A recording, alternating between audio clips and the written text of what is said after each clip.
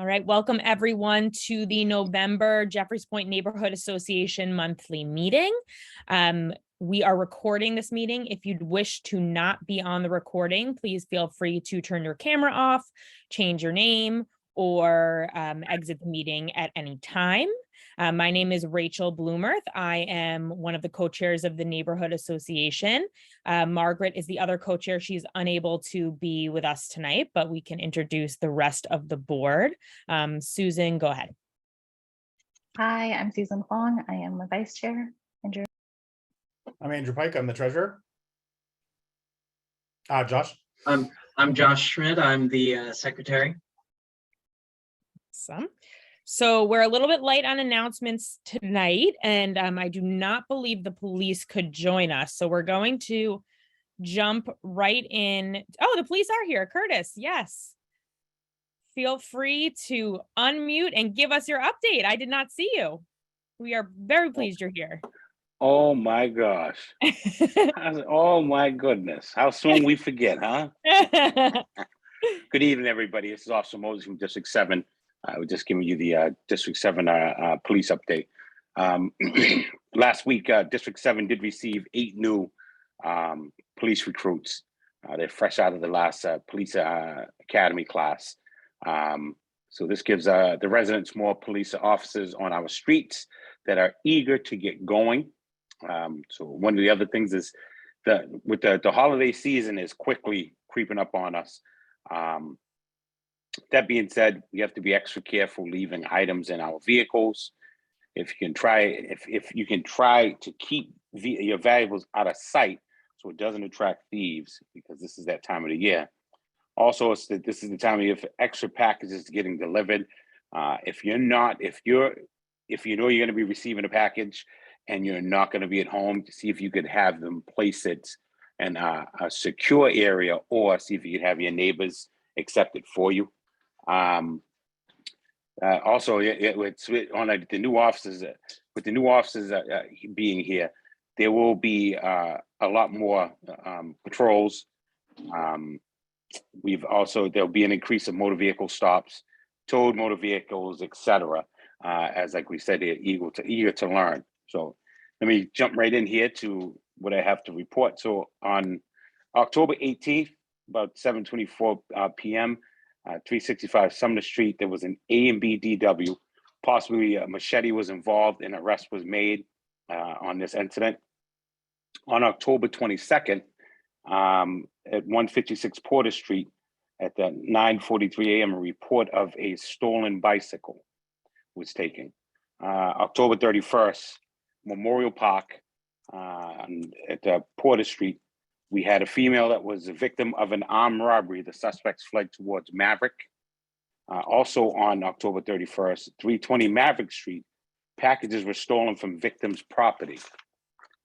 So another thing I have to, on October 31st, there was a report of shots fired, and that happened, well, a vehicle had been shot, and that came to my attention because the individuals that were in that vehicle stopped in front of the police station and advised us that their vehicle had just been shot at. I myself don't believe that they were the intended targets. I believe that whoever shot at them thought that they were somebody else, because they've been an ongoing feud with Chelsea, with some people from Chelsea. Also, October 31st, 320 Maverick Street, it was a B&E to a motor vehicle. A laptop was stolen from the car. Now, if you don't think that people watch you as you put your valuables, like if you take it from the front seat, put in the back seat, put in the trunk, a lot of people do watch. So you have to be careful of that. November 1st, 287 Maverick Street, about 2:90 p.m., there was a break-in and entry into an apartment. November 10th. So the drug unit on November 10th had initiated a drug investigation in the Jeffreys Point area, but there is no further details because of confidentiality. And I believe it's something that they're still currently working on. November 10th, 156 Porter Street, about 1:44 p.m., there was a packet theft. I believe that was my, that was my report. I took that report. I guess apparently there was an individual that came in to visit somebody, and actually at 1:09 a.m. and then on his way out. So we probably spent probably like 35 minutes to wherever apartment he was going to. And then on the way out, he decided that he was going to go and look through some, for packages, and he stole some packages. I don't believe that the packages have been reported stolen yet, only by management, but the actual recipients, I don't think have reported it yet. On November 12th, 90 Cottage Street, an illegally parked vehicle was towed. One of the things I want to say too is don't forget to call 911 if you observe any illegally parked vehicles or out-of-state vehicles parked in one area for a number of days. We will respond to tag and tow them if necessary. On November 13th, 30 Frankfurt Street, about 3:32 p.m., a vehicle was broken into while parked. Several items were stolen. November 14th on Leach Street at Sumner Street, about 2:08 p.m., a pedestrian was struck while crossing the street. The operator of the car left the scene, but witnesses did get a plate number. That's still under investigation by the our District 7 auto man. Some of the other things too, there is still an ongoing issue with catalytic converters. As a matter of fact, I was at a location earlier, and the woman told me that, it happened to her that a few days ago that she had to file a report that somebody had stolen a catalytic converter off of her vehicle. So if you see any suspicious activity, I don't care how minor you might think it is. If you think that it's worth, the police investigating it, please, by all means, dial 911 and let us come out and at least investigate it. If we don't do anything at all, we could get, we can ascertain information, and who knows, if the person's not there and, for a legitimate reason, then we'd at least have the information on hand. That's all I have to report. Any questions? Awesome. As a reminder, all questions can go through the chat. Andrew will be monitoring that. Andrew, do we have anything coming in? I do see one question. This question states, other communities are providing a service where they will paint your catalytic converter to deter theft. Is the Boston Police Department considering something similar? You know what? I'll be honest with you. This is the first that I've ever heard of that, but I will definitely look into it. It was actually, just so you know, it was actually on the news the other day. I think it was, I don't know if all of them have been talking about it, but Channel 5 did something on it. There was some partnership between Watertown Police Department and I think it was Watertown Ford. It was one of their car dealerships in that town, and the dealership was actually providing the labeling of the converter free of charge for Watertown. I'll look into that. I'll definitely look into that. Okay. Hold on.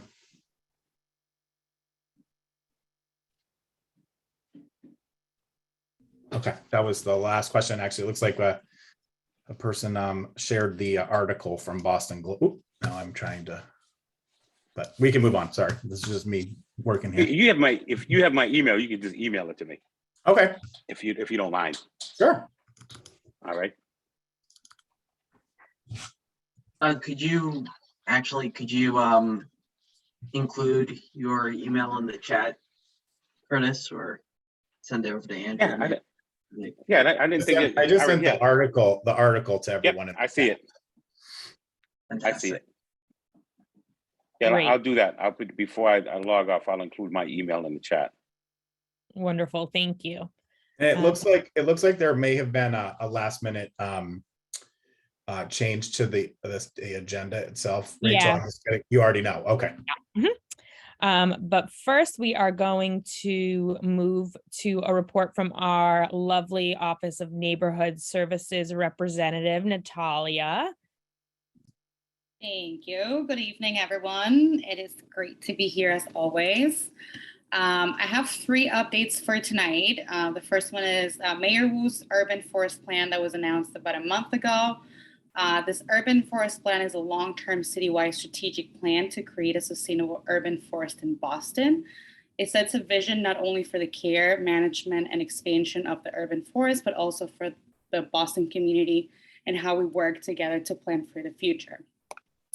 As we all know, East Boston has the lowest tree canopy in the city. We have about 8% compared to, I want to say 25% more or less, the rest of the city.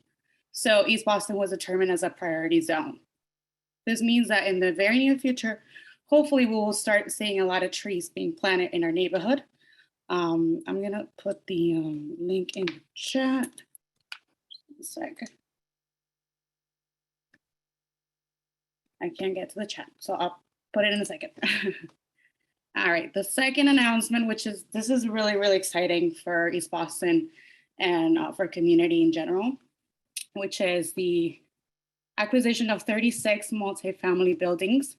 The city just announced it about 2-3 weeks ago. This is compromising of a 114-unit housing portfolio by the newly created East Boston Neighborhood Trust. The deal will establish the state's first mixed income neighborhood trust and ensure the affordability of the size family units in perpetuity. Now, nearly 3/4 of the 114 units of housing have at least 3 bedrooms. This ensures that our neighbors are able to stay in this neighborhood and not get displaced any further. And families are able to flourish and continue to live in East Boston. Sorry. This was all done in partnership with the City Council. So we're very thankful to Councilor Coletta and all the City Council for working on this specifically. And lastly, bear with me just one second. All right, so the City of Boston opened applications for Boston School Committee. Applications are now being accepted for 2 4-year terms by the Boston School Committee nominating panel. This nominating panel is a 13-member panel composed of parents, teachers, school leaders, and representatives of the business and higher education communities. Applications for these positions are due Tuesday, November 22nd at 11:59 p.m. Interviews for selected candidates will be held on the week of November 28th between 3 p.m. and 6 p.m. And interviews will be conducted through a hybrid format of in-person and virtual options. The applications are available in English, Simplified Chinese, Portuguese, Vietnamese, Spanish, and Haitian Creole. So if English is not your first language, it doesn't matter. We'll still welcome you to apply. And I'm going to leave all the information of everything I just said in the chat and all the links. If anybody has a question, feel free to email me. Happy to answer. Awesome, thank you. And Nathalia, we'll put those, Josh will put all the links you share in the meeting minutes as well. So if anyone doesn't catch those, they will be in the meeting minutes. Andrew, do we have any questions in the chat for Nathalia? No questions in the chat. Oh, wait, sorry. No questions in the chat. Okay. Awesome. I'm putting everything on the chat regardless. So if Andrew could just share all the links out, that would be great. Thank you. Awesome. Will do. All right. So we have a little scheduling change for the agenda. We are going to have next an update from Plan East Boston and the BPDA. I believe Christina will be giving that update. Christina, take it away. I'm not sure if you are going to email over slides for us to project. I think we sent them. Did you, can you check real quick? It looks like this, unfortunately, there needs to, like, is it a Google that needs access permissions or something? Yeah, but I'm happy to. Jay, I just requested access. Okay. Perfect. What's the Sorry email about this, that everyone. needs access? It's Susan. What's your email is susan.huang. It's susan.huang@jeffreys.point. Please also make it available to board@jeffreyspoint.org too. Yeah, Susan can do that. Okay. Okay. I just shared that with Susan. So I apologize in advance if if you hear a screaming toddler in the background, that's just my kid getting a bath. Well, thank you folks for hosting us this evening. My name is Christina Rico. I'm obviously joined tonight by my colleague, who you should all know, Jason Ruggiero from the Boston Planning and Development Agency, and I am your friendly East Boston neighborhood planner at the BPDA. I have been to this neighborhood association several times, so hopefully I'm a familiar face to some folks. But we are in the midst of a neighborhood-wide planning initiative that we lovingly refer to as Plan East Boston, initiated in 2018. And JPNA is super lucky. You guys have several members who are part of our advisory group. Oh my gosh, she's like really ramping up in the background. Yes, but so we are a couple years into this process at this point. Obviously, we had a hiatus during the COVID-19, but we are back again and sort of building on community feedback received to date. We are here to share part 2 of our draft recommendations for you folks to consider. Part 1 was draft recommendations for squares and corridors. We actually released that in May of 2021, so a little bit over a year ago at this point.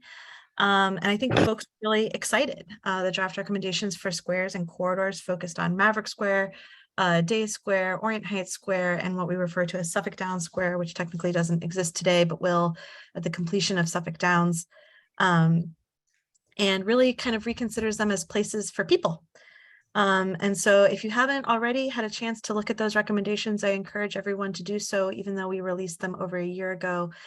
We receive feedback on kind of a rolling basis. This is still very much a sort of collaborative process of drafting. This sort of second tranche of recommendations focuses on neighborhood residential areas. So can you advance the slide 1, please? We gave a version of this presentation back on October 19th. We had maybe like 125 folks from the public join us. And we've received email comments through our website. We had some live polls at the event. So we're still very early in the feedback process, but I'm going to give a much condensed version of that presentation. So something that took us over an hour to present, I'm going to try to do in less than 5 minutes here for you folks. And then I don't know what our time is like, but hopefully be able to field some Q&A. So when I say we're releasing draft recommendations for neighborhood residential areas, that's those areas highlighted here in yellow. They're sort of primarily, though not exclusively, used for housing. And it covers 460 acres, or about a third of the total study area. So it's really important that we talk about neighborhood residential areas. Next slide, please. We asked folks directly about what they care about when they're thinking about neighborhood residential areas. And, you know, amongst the list is long, obviously, but amongst that is chief among them are affirming the scale of existing built fabric, preserving existing physical structures, and providing for a mix of unit types and sizes, especially prioritizing family-sized or larger units. Next slide, please. The draft recommendations for neighborhood residential areas really falls into 3 sort of buckets. Recommendations that focus on public realm improvements that prioritize safety and quality of life. The second sort of bucket is about guiding infill development or future development that is predictable, appropriately scaled, and aligned with our broader planning goals. And the third sort of bucket is thinking about how we could preserve existing housing using targeted priority-based policies. I'm going to focus today on really that second bucket, which is kind of a long-winded way of saying zoning. When we're talking about infill development, we are talking about what does zoning think about neighborhood residential areas. Next slide, please. And the zoning in East Boston is outdated. It was published in 1993, and certainly much in East Boston has changed since. Neighborhood residential areas change today through a process that is fundamentally sort of ad hoc and unpredictable. You guys are no stranger to this. I'm sure you have a long list of things you're trying to get through at this neighborhood association. East Boston has among the highest rates of annual sort of ZBA cases and one of the highest approval ratings. So if you seek, basically if projects go to the ZBA, they are frequently approved in East Boston. Next slide. This often results in development that many residents consider much in excess of what is appropriate. Next slide. So what does today's zoning think about East Boston? Every street in East Boston has a variety of housing types within a limited range. However, East Boston's residential zoning imagines a neighborhood with highly segmented housing types. You might know this as the kind of 1F, 2F, 3F paradigm. That means single family over here, 2 family over here, 3 family over here. But the reality is that every street in East Boston has a mix of housing types within an extremely limited range. So instead of focusing on uses like 1F, 2F, 3F, zoning could instead emphasize the size and shapes of buildings to allow the types of buildings that exist today and encode the physical features that we know residents care most about. Next slide, please. What are those physical features that people care most about? So height, obviously, right? We heard loud and clear about that, and it's a feature that zoning today encodes. But there are some other dimensions that aren't in zoning and some that are very difficult to interpret. So one dimension is FAR, or floor area ratio, which is not an excellent predictor of telling you what a building will look like.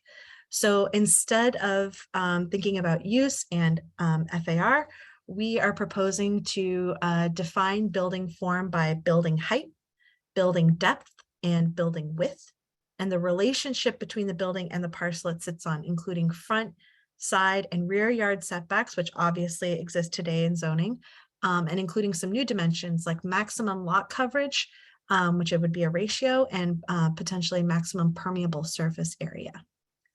Next slide. How did we come up with the height, width, and depth that we are proposing? So the height is 3 stories. That's what exists today. Building width we're proposing is up to 50 feet for most residential areas, and we'll talk about what the exceptions are. And the greatest depth would be 70 feet. I realize that building width and building depth, 50 feet, 70 feet, that's not particularly relatable. So we've included these two sort of building types for you to think about. A typical triple decker is 3 stories tall, 70 feet deep, and somewhere between 20 and 35 feet wide. And what we refer to as a paired 3, aka a 6-pack, aka a double triple, is a building that is 3 stories tall, 70 feet deep, and somewhere between 40 and 70 feet wide.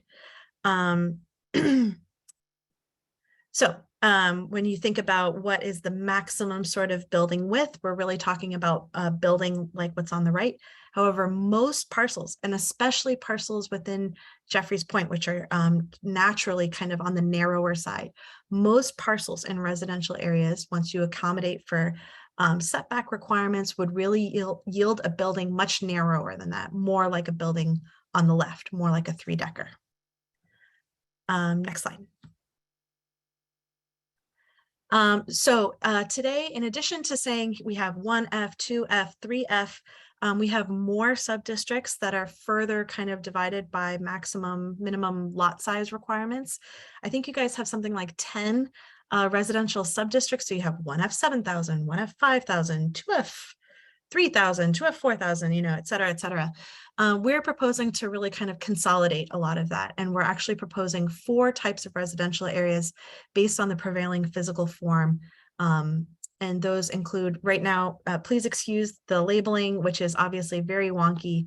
You can see here in the little key, we are referring to those 4 as NR3. That's NR stands for neighborhood residential. 3 stands for the number of stories. And then it's followed by the proposed lot coverage. So you see 50%, 60%, et cetera.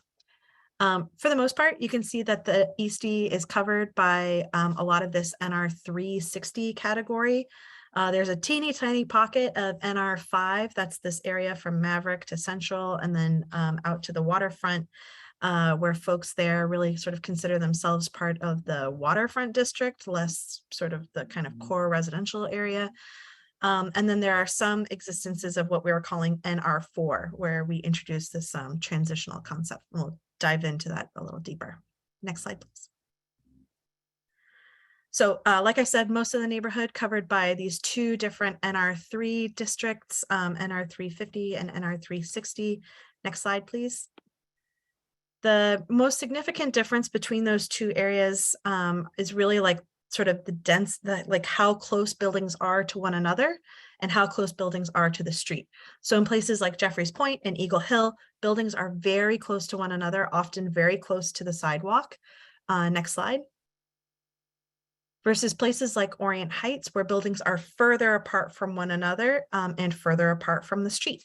But you still see, you can see in the image above, the photograph above, you still see the kind of typological variation, whether you're in Eagle Hill or Orient Heights, you still see this like mix of housing types. It's just that in some places in the neighborhood, those housing types are further from one another and further from the street. So we created two different kind of categories there to accommodate different setback requirements and different lot coverage requirements. Next slide. We also contemplated what I referred to previously as transition areas. This is where neighborhood residential areas kind of butt up against other uses. So that's where really neighborhood residential areas become part of the waterfront, or where they move along generous open spaces, or where they are connecting to important squares, like between Day Square and Orient Heights Square along Bennington Street. This is where we think that the built form could accommodate a slightly larger building. So instead of maxing out at 50 feet wide, 70 feet deep, and 3 stories tall, if you go to the next slide, we're proposing a slightly larger building typology might be appropriate. So that's buildings that may be 4 to 5 stories tall. And we're holding that building depth at 70 feet. I'll talk a little bit about why in a second. And we're allowing for buildings that are wider, up to 120 feet wide. So this is like a smaller apartment building. Next slide. So what does all this look like in Jeffreys Point? So today you can see most of Jeffreys Point obviously categorized as 3F 2000. That means 3 family on a minimum lot size of 2,000 square feet. You've got a lot of pockets of open space, and then there's places obviously where you meet the waterfront, and then there's places like Maverick Street where you're kind of meeting the sort of MFR district of the Gove Street area or the airport. So this is your existing zoning. Next slide. This is an example of the kind of analysis we did to think about the relevance of zoning in Jeffreys Point today. So this is looking at the existence of non-conformity as it relates to height in the Jeffreys Point area. And so you're seeing anything that's showing up in red is saying that those buildings are taller than what is required by zoning. So you're seeing some sort of speckling of buildings that are taller than 3 stories. This map actually doesn't adequately sort of describe what that nonconformity is, because obviously we're all familiar with addresses like 205 Maverick, 287 Maverick, 279 Maverick, where buildings are now sort of taller than 3 stories. Next slide. And this is a diagram of what we are proposing future zoning could look like in Jeffreys Point. So this acknowledges a transition zone along Maverick Street and then down along the Mary Ellen Welch Greenway as you meet the waterfront uses, and then for a small portion of Marginal Street. The Gove Street Neighborhood Association, their area is actually today already zoned for multifamily. And so we're really not doing very much. You see a big pocket of orange up there, not doing very much to change that. So I'm going to pause there. I realize that I went through this lightning quick, and I'm sure folks have questions, and I do my best, honestly, in Q&A anyways. So I guess I'll just wrap up by saying we kind of had to recommend something for folks to have something to respond to. So this is very much in the early phase, and we would love to solicit feedback from folks. Changing zoning is a big deal. It's kind of a once in a generation opportunity. We haven't really done it since the zoning was established. And I hope by now that you guys know how to get a hold of us. I know Jay likes to put his contact information in the chat if he hasn't done so already. But like I said at the beginning, also, you guys are very fortunate to have so many of our advisory group members in your neighborhood association. So hopefully this feels like a very open channel, very porous discussion. Awesome. Thanks, Christina. Andrew, anything in the chat? As of right now, no. And Jay, why are you like that? Is he Oh, wait. Oh, now he's right side up. Was I frozen? Yeah, but you were frozen this way. Sorry, guys. Andrew, I just sent you my email address as Oh, well okay. as a link to the Planning Spots one page. Oh, wait, now we have a.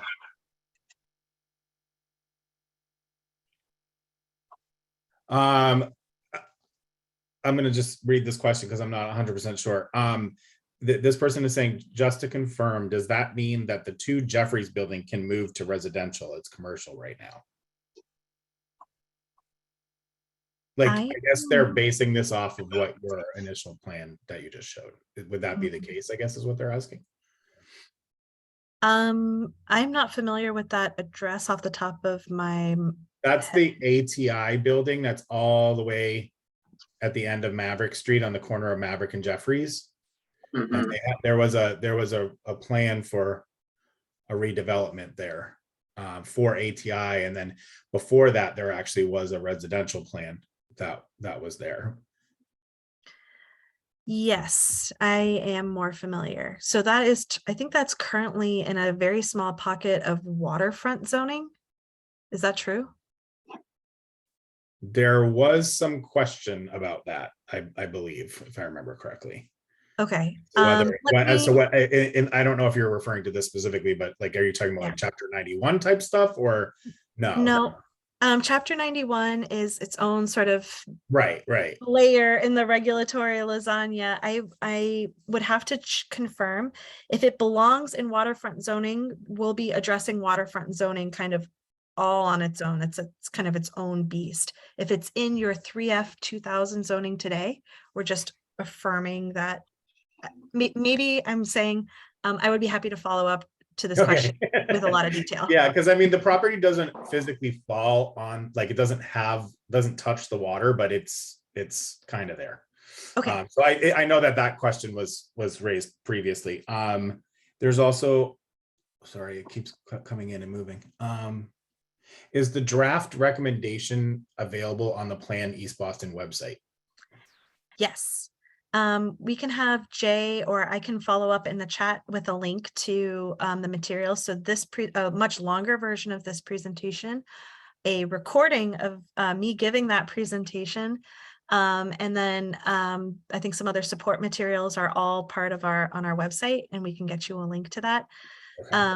We'll be following up soon with the sort of summary kind of cut sheet, because I think even looking through the entire presentation is quite long for folks. And really, some people want to get into the nitty gritty details. People are like, I'm very familiar with the dimensional tables of my zoning article. I want to know all the dimensions you're proposing, all the setbacks, all the lot coverages, et cetera, et cetera. So we'll be releasing that, I would say, at the end of our kind of listening tour that we're on right now. So sometime in December, maybe in January. Okay. Another question, what do you suppose will happen to the affordable existing 3F houses on Marginal Street under pressure from developers with the proposed 4F zoning?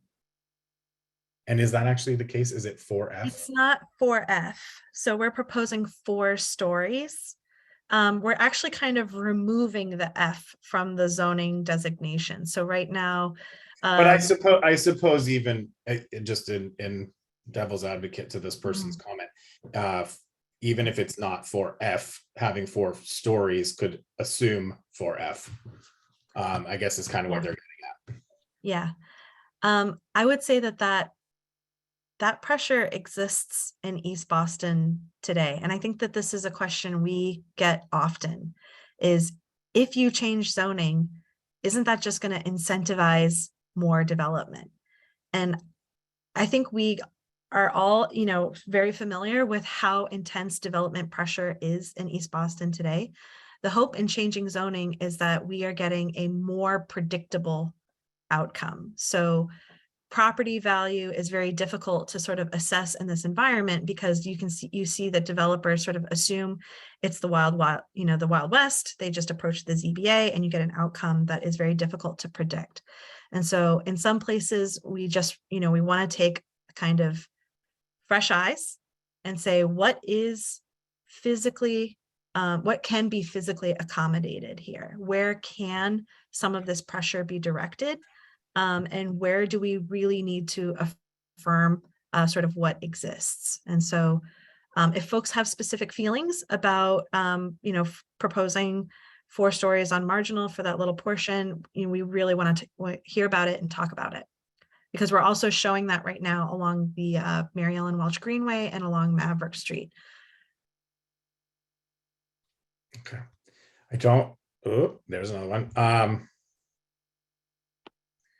Why, this person's asking, why have you chosen to single out Marginal Street for 4-story development? People who have lived there for many years will no longer be able to afford to stay. Yeah, we weren't trying to single out Marginal Street. Like I said, we're also introducing that district. We can go back to the map, but we were trying to find lots of examples and sort of treat them all, sort of as similarly as is reasonable. So like we also introduced that on Condor Street, on portions of Meridian Street, on portions of Border Street, on portions of Maverick Street, and then obviously along Bennington Street, because it's a super wide right of way connecting Day Square and Orient Heights.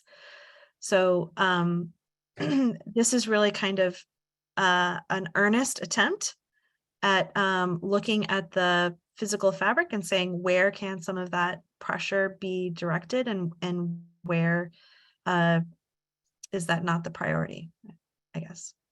Okay. We're really focusing on obviously keeping, I think today you guys are so familiar with this pitch. Everybody says this is transit oriented development. You can draw a 1/4 mile radius basically around any T station in East Boston and land up with the transit oriented development. Almost all of East is covered in it. And so we were really trying to focus, how do we intensify development closest to T stations, right? So like right in Maverick Square, when we did our recommendations for squares and corridors, we were talking about raising the sort of natural allowed height to 5 stories, allowing buildings potentially even up to 7 stories in the case where we're exchanging increased residential affordability, and then tapering that allowed height back down to the neighborhood. So going smoothly from 5 to 4 back to 3. To introduce some sort of logic to that. A couple others in the current and what time is it? 7:40. In the current, we'll probably take 2 more. In the current system, every development seems to get multiple relief from zoning regulations. Is there any discussion about restricting this after the update? Otherwise, what is the advantage of rezoning?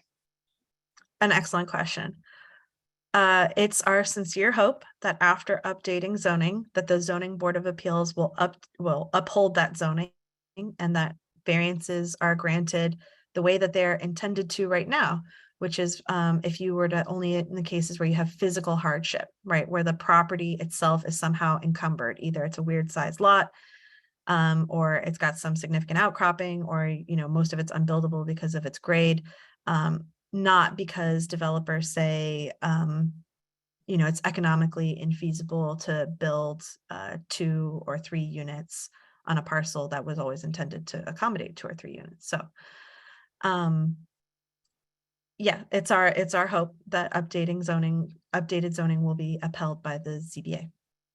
Otherwise, the person who asked that question is right. There actually is no advantage to updating your zoning. You'll just persist with the condition we have today, which feels very unsustainable, both to communities and to planners. Yes, and this will have to be our last question. Why is there a need to go higher on any street? We are already overcrowded. Everyone in 1/4 mile from the T also has a vehicle or 2 in each apartment. We are already overcrowded. Yeah, if you could even believe it, East Boston actually isn't as dense today as it even was historically. So I think you're about 20,000 people fewer than you were at the peak of the neighborhood's population. And demand for housing in East Boston will only continue to increase. So in the scenario where we're not able to identify where more housing can be located, the housing stock that exists today will just become more and more expensive and less attainable to the residents who live in that neighborhood.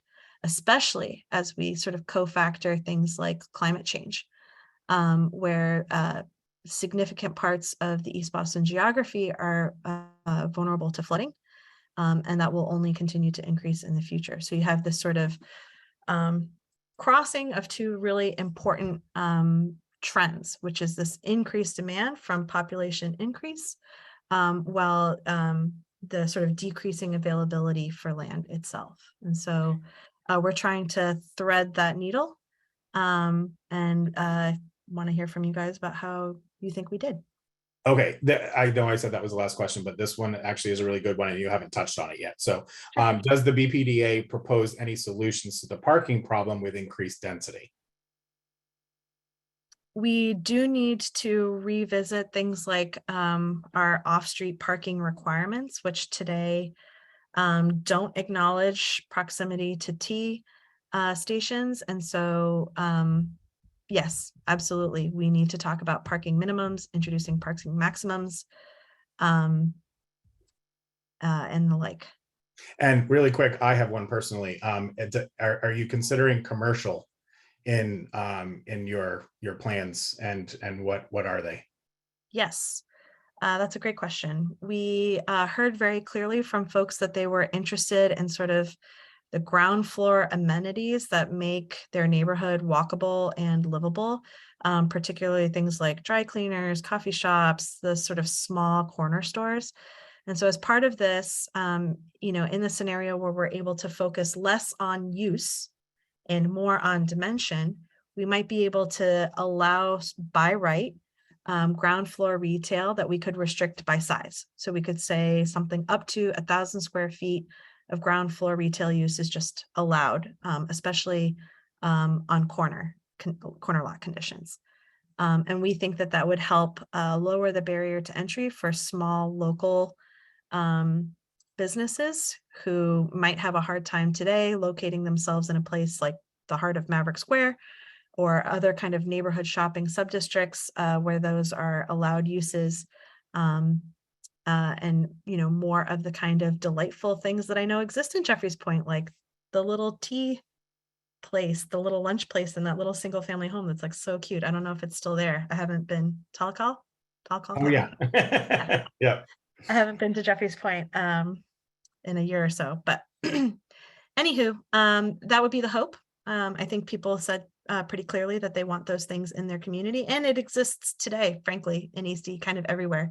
It's different than other neighborhoods. It's not like West Roxbury, where you have a Main Street district and there's no other shopping other than the Main Street district. You really see this culture of kind of corner stores everywhere. And we want to allow that by right. Excellent. All right. Awesome. Thank you. So next on the agenda, we have a legislative update from our lovely state representative, Adrian Madaro. We're very excited to have him. So welcome, Adrian, and take it away. Thank you, Rachel. Can everyone hear me? Yep. All right. And who is running the slideshow, just so I'm aware? Right. Susan. Oh, Susan. sorry. I thought it was you, Rachel. Awesome. Susan, we're gonna have to tag team this, Susan. You're gonna have to help me out, but I will definitely let you know as we're going through when to turn over the slide. So good evening, everyone. Hello, JPNA. I am thrilled to be back with you. It has been a long time. Grateful to have the opportunity to join you all tonight and provide a little update. For those who don't know me, my name is Adrian Madaro. I am very proud to be your state representative here in East Boston. And really, I have the honor and privilege of serving the neighborhood I've been able to call home my entire life at the Massachusetts State House. So I'd like to start off just by thanking my neighbors in Eastie for reelecting me last week as your state rep. I love this job, and I am so excited and motivated to continue representing us on Beacon Hill. I want to thank the board for their service, Rachel, Margaret, Susan, Andrew, Josh, as well as Mary, who recently stepped down.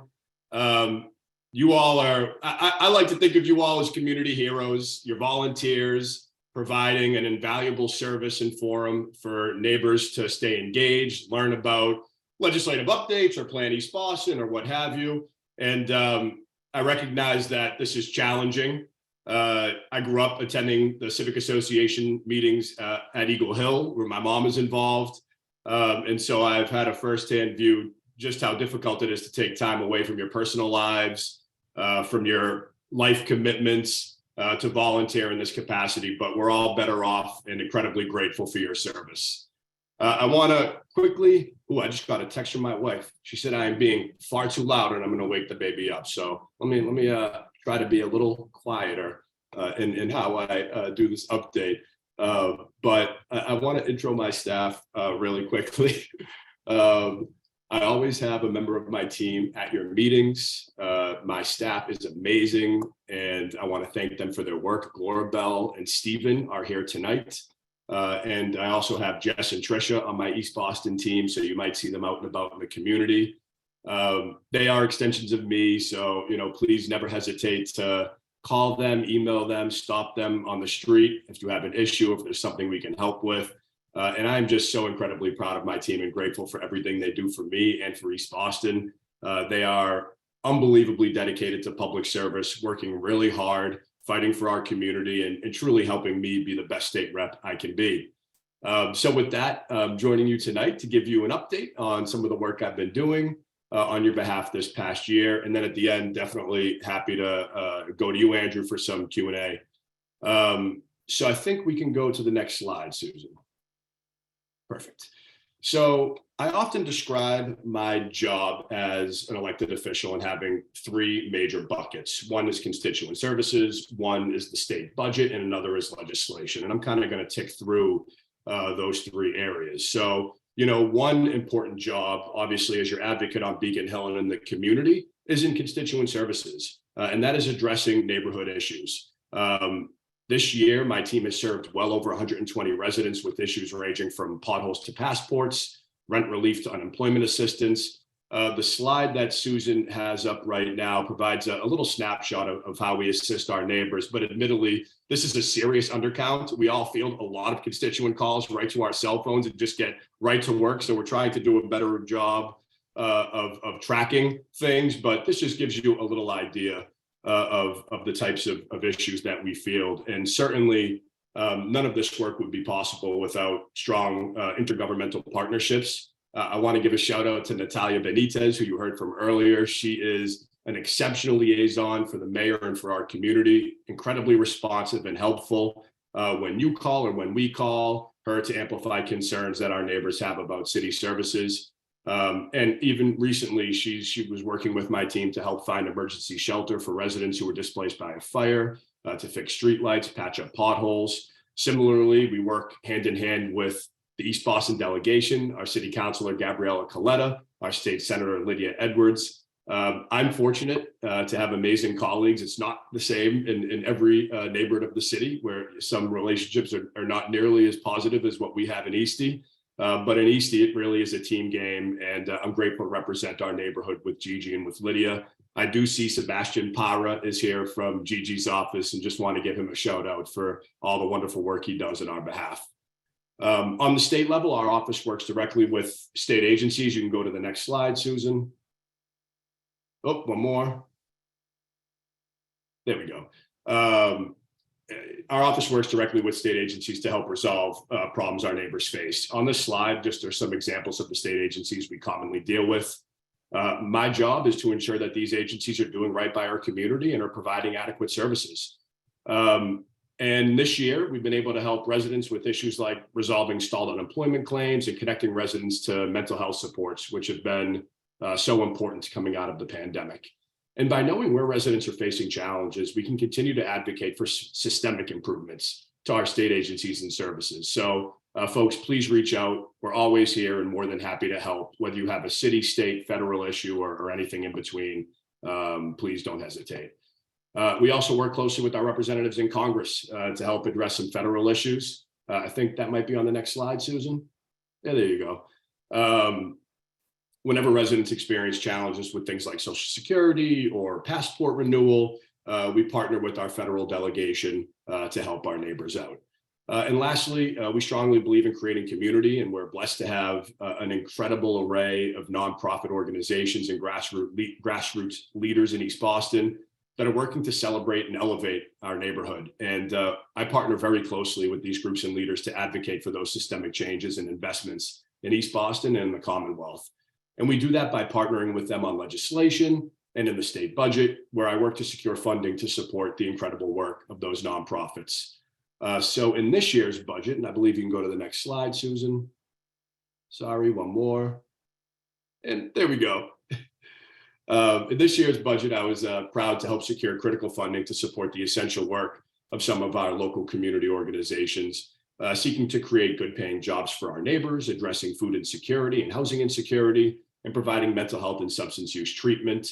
The details that I'll run through are on the slides, but we were able to secure $50,000 for Eastie Farm to further their food access, climate adaptation, stormwater management, groundwater conservation, and youth education efforts. Eastie Farm started right there on Sumner Street, and we'd love to see more Eastie Farms. There's now 3 locations, and we're hoping for more. We advocated and secured $75,000 for Maverick Landing Housing Support Station, which has been providing housing eviction information and assistance for tenants and small homeowners in East Boston. We were able to get $40,000 for Crossroads Family Shelter. This is the only homeless shelter in East Boston. It is for women and children. And the earmark was to provide mental health and substance use supports for their residents facing homelessness, because it's certainly not enough to get a roof over someone's head, but people need to be healthy in mind and in spirit in order to keep that roof over their head. So that's what that earmark is for. We also secured $25,000 for the Center for Cooperative Development and Solidarity, CCDS, which has worked to establish good, dignified work for residents through the creation of immigrant-led worker cooperatives. And lastly, we secured $75,000 for Youth Connect, which is an awesome social work program that provides mental health supports and counseling to historically underserved youth and their families right here in East Boston. We also got $1 million for the ferry, as you see, but I'm going to touch on that in a minute. At the State House, I have the incredible honor of serving as the House Chair of the Joint Committee on Mental Health, Substance Use, and Recovery, a role the Speaker of the House appointed me to during the pandemic. I was very honored to accept this role because it gives us the opportunity to make really meaningful changes in people's lives. I'm sure you'd all agree, but there's no family and no part of Massachusetts that isn't impacted by mental health and or substance use disorder issues. And in this role, I was able to deliver really unprecedented levels of state funding to address behavioral health concerns, both for patients and for those in the workforce. Can you go to the next slide, Susan? I think this might be, oh, I'm jumping the gun. All right, you can leave it there, that's fine. I was able to secure $3 million specifically to increase the number of substance use treatment providers, delivering culturally, ethnically, and linguistically diverse services in communities of color, really communities like East Boston. And now you can go to the next slide, Susan. Sorry about that. We also recently passed an economic development bill where I was able to steer millions of dollars to Eastie to enhance operations at our local community health center, preserve affordable housing in our neighborhood, monitor our air quality, and enhance our network of green and open spaces. Specifically, as you see on the slide, we secured $2 million for the trustees to help with the creation of Pierce Park Phase 3. When coupled with Phase 2, which we recently broke ground on, we will nearly double the size of the current Pierce Park we all know and love. Really, in my opinion, giving us one of the best waterfront parks in the country. I may be biased in that opinion, but I really think that's true. We also got $150,000 for air quality monitors to go across our neighborhood. We live in a community that is an environmental justice community that suffers from lower air quality than many of our neighbors. And we need to know what the quality of the air that we're breathing in. And that's what these monitors will help us do. And once we have that data, we can start to mitigate and offset those impacts in a more meaningful way. We also secured $900,000 to support the East Boston CDC's acquisition of housing units to keep rents at affordable rates in perpetuity. This is part of the Blue Line acquisition program that we heard Nathalia speak about earlier. And folks, we know that good, safe, and dignified housing has become completely unattainable for too many of our neighbors, particularly with the influx of development and real estate investment in East Boston. So this funding recognizes the importance of keeping housing units off the global real estate market so that more East Boston families can continue to remain in their community. And we also secured $1 million for the East Boston Neighborhood Health Center so that they can improve their cybersecurity and continue to protect sensitive patient information. as well as $200,000 to make improvements to the O'Donnell School playground on Eagle Hill. This is actually the only school in East Boston without a working playground right now. So we're trying to address an inequity and make sure that kids have the resources they deserve there. We also had a major achievement this year when we brought back ferry service. Thank you, Susan. Back to East Boston. We got this off the ground, as you all remember, as a pilot program during the Blue Line closure earlier this year. As we continue to grapple with the Sumner Tunnel closures on the weekend, this additional mode of transit is really important to reducing traffic and allowing residents to get around. And many of the folks right here on this Zoom advocated strongly for permanent ferry service. So I was able to secure $1 million of funding in the state budget to reestablish ferry service between East Boston and the North End for this year.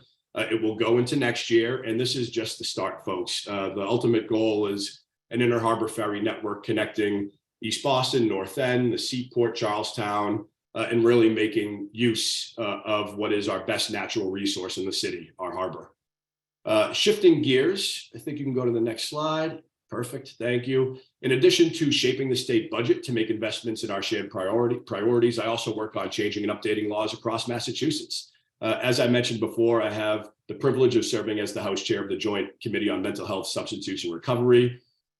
In this role earlier this year, I was able to spearhead the most comprehensive reforms to mental health law in decades in Massachusetts. Again, issues of substance use and mental health impact folks in East Boston, but certainly across the Commonwealth. And while they've been an issue for a really long time, the past few years really laid bare just how bad things have become as we've struggled to provide adequate care during the pandemic. So this legislation placed a significant emphasis on protecting and strengthening children's mental health. Through this bill, we're increasing supports for behavioral health in schools and requiring behavioral health screenings for children entering foster care. In addition, this bill gives us all access to an annual mental health wellness exam covered by insurance, just like we all are able to get an annual physical at the doctor's office. So the bill is nearly 200 pages long. It's difficult to summarize a complicated healthcare law in just a few slides, but the overall goal of the bill is to increase access to on-demand mental health care for all residents. During the pandemic, there was a huge spike in the number of people presenting serious mental health symptoms in emergency departments, but there weren't enough beds, particularly for children. This meant that people experiencing serious psychological conditions were kept waiting and languishing days, weeks, sometimes even months in emergency departments without getting adequate care. So we sought to address this by creating additional tools and increasing the number of qualified behavioral health providers to provide people with immediate care in appropriate settings. And we also recognize that the healthcare system relies on providers who need support themselves so that they can do their jobs. Keep in mind, folks, these were frontline workers. While many of us, myself included, had the good fortune of working from home during the pandemic, these folks did not. Burnout was high before the pandemic, and it has got even worse. So the bill creates additional resources for those providers who are caring for us to make sure that they're getting supports for themselves as well.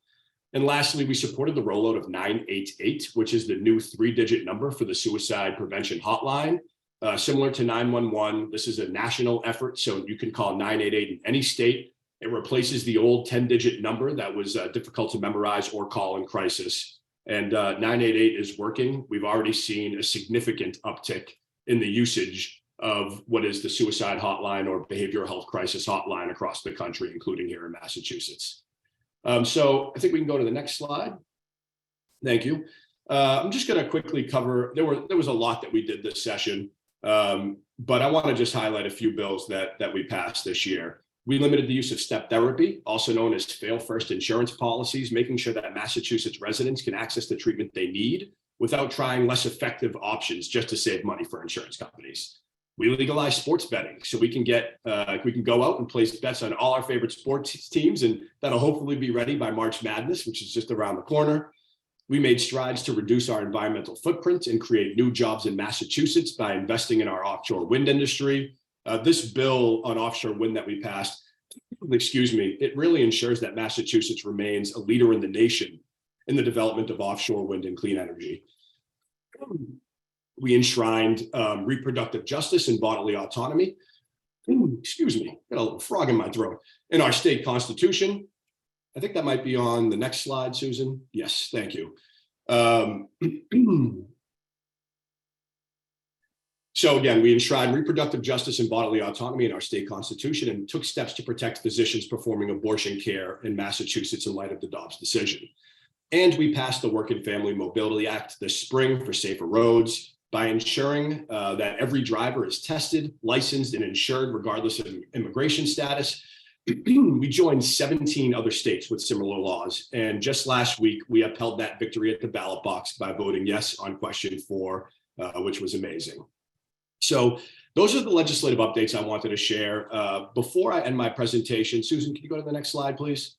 I do just want to make some announcements. We will be hosting our annual Thanksgiving Day dinner in person again this year for the first time in 2 years at the Salesian Boys and Girls Club from 11 a.m. to 1 p.m. So if you or your friends or family or any neighbors that you know need a place to eat a warm Thanksgiving dinner with all the fixings on the holiday, or just want to be in community with people, come on down to the Boys and Girls Club. We have dine-in service. It's like restaurant style. People sit down, we take care of the rest. There's also takeout options and delivery. And then if you can go to the next slide, thank you. We're also bringing Eastie's Elves back in person this year. This is the neighborhood's largest holiday toy drive, so please mark your calendars for December 9th, 6 to 10 p.m. at the Logan Hyatt. Admission is just one new unwrapped toy for a child in need. In addition, we're going to continue to have toy collection boxes across the community, which is what we've done the past 2 years. And it was really effective and a nice way to engage people beyond just the one night of the event. So we will be sharing the toy box locations on social media. You can follow us at Madaro Charity. And, please stop by Eastie's Elves. It's an awesome way to kick off the holiday season. Next slide, please. This is our contact information. You can reach out to any of us anytime. If you call and we're unable to answer, please just leave a message and someone will get back to you as soon as possible. And finally, on a personal note, Ariel sends her regards to everyone. Mateo is going to be 18 months old next week. He's a giant in eating us out of house and home. And the big news in the Madaro household is that come late winter, Mateo is going to be a big brother. So there's going to be another little Madaro on the loose in the neighborhood. And we are really thrilled to be raising our family in such an incredible community surrounded by such amazing neighbors like you. So with that, those are the updates I wanted to share. Andrew, I'll defer to you and happy to do some Q&A. Thank you all for bearing with me. There are actually no questions in the chat at the moment. Oh, wait, I lied. This person is wondering if you could weigh in on the fact that Massport has begun construction on phase 2 of Pierce Park. I'm assuming this is what they're talking about, after making major revisions to the design without obtaining approval from Pierce PAC, as the enabling legislation requires. Massport still has not released its revisions, and so residents don't know exactly what is being built on this very important site. Is Pierce PAC dead? I think that question might have come from Michael, and I appreciate it. First of all, Pierce PAC is not dead, but it is getting a big overhaul. That is in the works, and that will be that should be taking effect right about in time for the new year. As for those changes, that is a conversation that is ongoing between Massport and the PAC. I'm certainly not happy with the changes Massport proposed. I've been pushing back. The PAC is going to be pushing back, and my hope is that we will get the plans back to where they should be. But Michael, that would be a better question directed to the PAC. I know that they're actively looking into it, and certainly I've already expressed my opposition to the changes to Massport. So we're going to see how this plays out, but we're working on it. And it is also requested that I tell you how much we as a community love you, apparently, and how much we love the ferry. I'm so happy to hear that. It's not me. Please. I love the ferry. I love the ferry too. Please use the ferry. If that was Mary, she's been an incredible champion. Man, you are really good at guessing this tonight. Listen, I know my constituents. Mary has been an incredible champion for the ferry.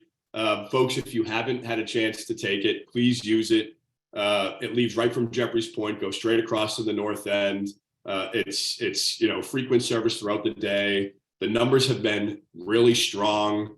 And to the point that the T actually approached us to start talking about planning for long-term ferry service, because I think they're finally seeing the value in the ferry. When I was a kid, we did have a ferry briefly in East Boston.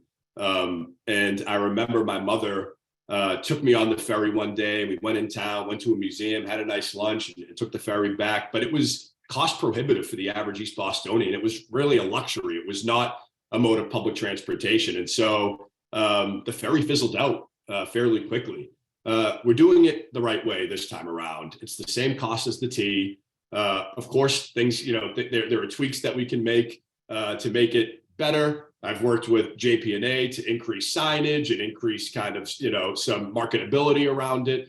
Still a lot more to do, but this is just the first step in a long-term vision to realize real robust ferry service in the Inner Harbor. And please use it, because the more folks using it, the better we can make the case for ferry service to be made permanent.